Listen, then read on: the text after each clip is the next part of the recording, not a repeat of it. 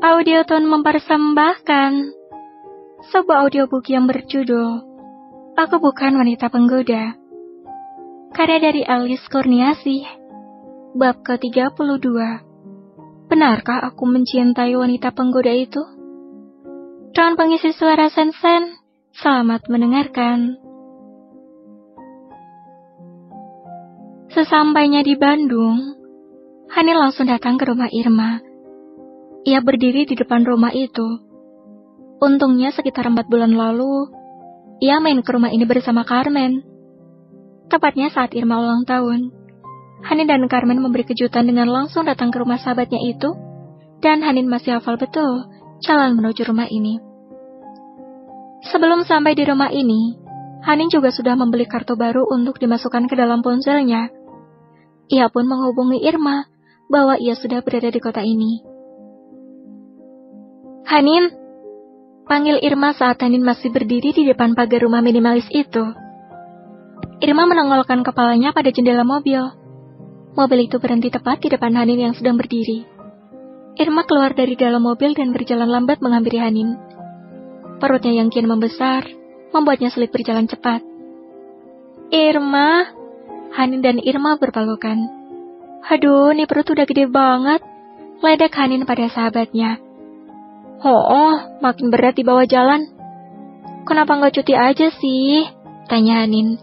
Nanti aja Han, pas udah benar-benar mendekati HPL, supaya puas ngurus babynya.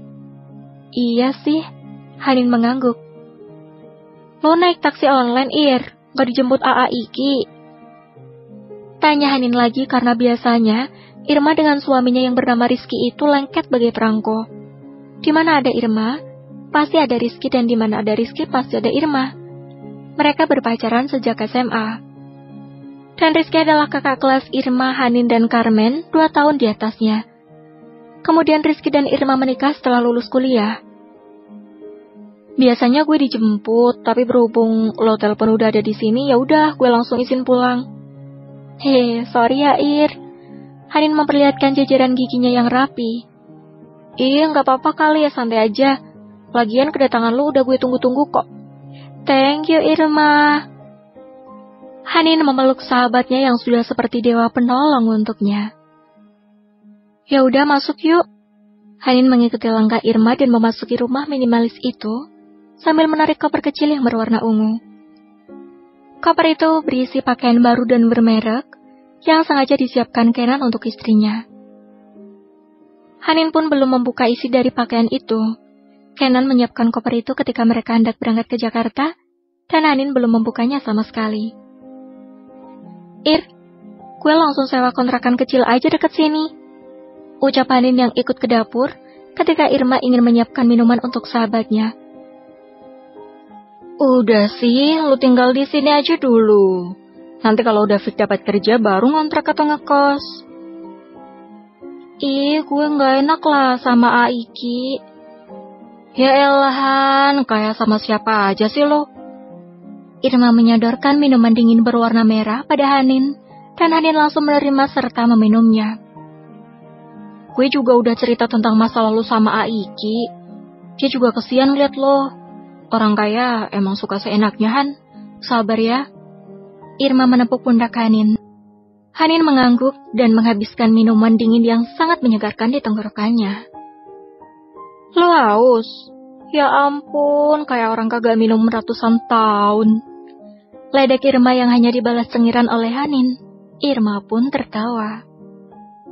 Di sisi lain, Kenan masih uring-uringan karena hingga saat ini, semua orang suruhannya tidak bisa melacak keberadaan Hanin.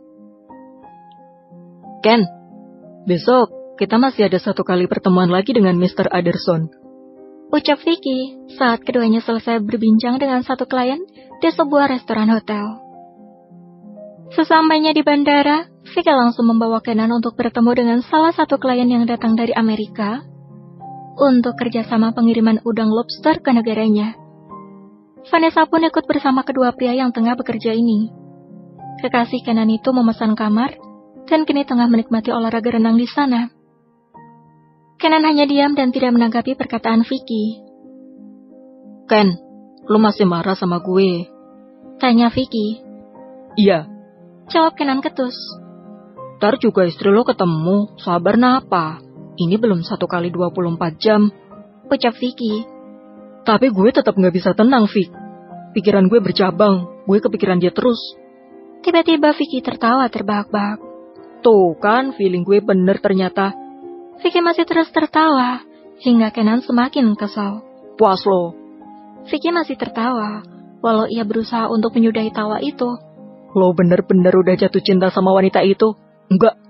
Jawab Kenan cepat. Kalau enggak, kenapa segini ribetnya istri lo hilang? Padahal hilangnya juga baru beberapa jam. Karena gue gak mau aja si Gunawan brengsek itu masih ngejar-ngejar dia. Gue pengen yang terbaik buat Kiara. Are you sure? Tanya Vicky. Tapi kok gue gak yakin ya, niat lo seperti itu. Vicky merapikan dokumen-dokumen yang masih terserak di atas meja. Lo cinta sama dia, bro. Dan sama Vanessa lo sebenarnya udah gak cinta. Tapi terlanjur karena lo gak enak sama keluarganya. Bener kan? Tanya Vicky setelah selesai memasukkan kertas-kertas penting itu ke dalam tasnya. Kenan terdiam. I don't know. Lo tahu bro, gue aja yang cuma ngeliat bisa ngerasain. Apalagi lo yang ngejalanin. Vicky berdiri dan hendak meninggalkan Kenan. Kasih gue waktu 3 kali 24 jam, bini lo pasti ketemu. Apa? 3 kali 24 jam itu artinya 3 hari. Kelamaan. Ya elah Ken, kerjaan gue banyak. Keluh Vicky. Ini kan salah lo, jadi lo harus tanggung jawab. Pokoknya besok laporan keberadaan Hanin harus ada. Dan kalau enggak, gak dapat insentif, plus gak ada namanya jalan-jalan ke Eropa akhir tahun. Halah, basi lo. Vicky menyela kata-kata yang belum sempat Kenan selesaikan. Ya salah lo. Kenan berdiri. Sayang, kenapa sih kok kalian ribut? Tanya Vanessa yang langsung bergelayut di pundak Kenan. Dengan pakaian renang yang masih sedikit basah, dan bagian bawahnya ditutupi oleh kain pantai. Ini si Vicky banyak ulah. Ucap Kenan ketus dengan lirikan tajam ke arah sahabatnya. Kok gue? Lo kali? Vicky meliur sembari tertawa. Sayang, kenapa sih marah-marah terus dari tadi? Nanti cepet tua loh. Lagian kasihan Vicky dimarahin terus. Ucap Vanessa untuk menenangkan kekasihnya. Namun bukan tenang, Kenan malah semakin kesal. Belain aja dia. Pacaran sana sama dia. Jawab Kenan asal dan hendak meninggalkan Vanessa. Pikiran Kenan saat ini memang benar-benar kacau. Isi kepalanya hanya Hanin, wanita yang baru 2 hari ia nikahi. Loh, kok kamu malah marahin aku sih? Tahu pusing, aku mau pulang. Kaki Kenan hendak melangkah keluar. Sayang, kok gitu terus aku pulang sama siapa? Tanya Vanessa bingung. Nanti supirku akan menjemputmu. Kenan! Teriak Vanessa yang tidak terima ditinggalkan oleh kekasihnya sendiri di sini.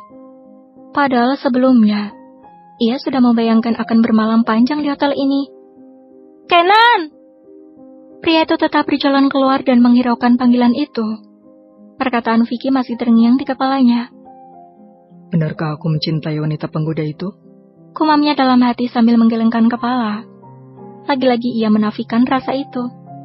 Ia berjalan menuju lobi dan meminta karyawan hotel untuk mengeluarkan mobil yang Vicky tinggalkan di basement. Sementara sang asisten pulang menggunakan taksi online. Bersambung. Terima kasih sudah mendengarkan.